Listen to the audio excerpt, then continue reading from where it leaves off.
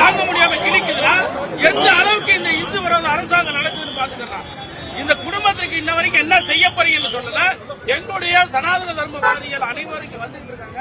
எங்க பாரதிய ஜனதா கட்சியுடைய மாநில தலைவர் வந்துட்டு இருக்காரு. பல்வேறு இந்து அமைப்பு தலைவர்கள் வந்துட்டு இருக்காங்க. அவசர அவசரமா இங்க போஸ்ட்மார்ட்டம் பண்ணி அந்த குடும்பத்தை மிரட்டி இந்த பாடியை வாங்கி சொல்லிக்கிட்டு இருக்காங்க. இது எந்த விதத்துல நியாயம்? இந்த காவல்துறைக்கு இது வேலையா? போச்சு கிழிக்கிறது வேலையா? நாட்டில் எவ்வளவு சட்ட ஒழுங்கு பிரச்சனை இருக்கு? எந்த சட்ட ஒழுங்கு பிரச்சனைக்கு என்ன சந்தி பிடிக்குது? போஸ்டரை கிழிக்கிறது வேலை இருக்கு. அவன் தன்னார்வலரா முருகபக்தர்கள் அனைத்து அரசியல் கட்சிகளும் இங்க சனாதன அரசியல் கட்சிகள் பூரா இங்க வந்து வலதுசாரி இயக்கங்கள் போஸ்ட் ஓட்டிக்குது.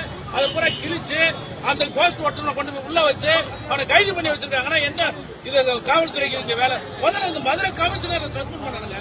மதுரை கமிஷனர் உயர்நீதிமன்ற தீர்ப்பை மதிச்சிருந்தாருன்னா இன்னைக்கு பூர்ணச்சந்திரன் செத்துருப்பானா?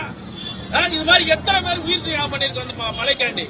இன்னைக்கு ராமகோபாலஜியில இருந்து ஏஆர் காளிதாஸ்ல இருந்து எத்தனை பேர் இங்க உயிர் தியாகம் பண்ணிருக்காங்க. இன்னைக்கு பூர்ணச்சந்திரன் இது வரைக்கும் 148 பேர் செத்துருக்கான் இந்த சனாதன தர்மத்துக்காக.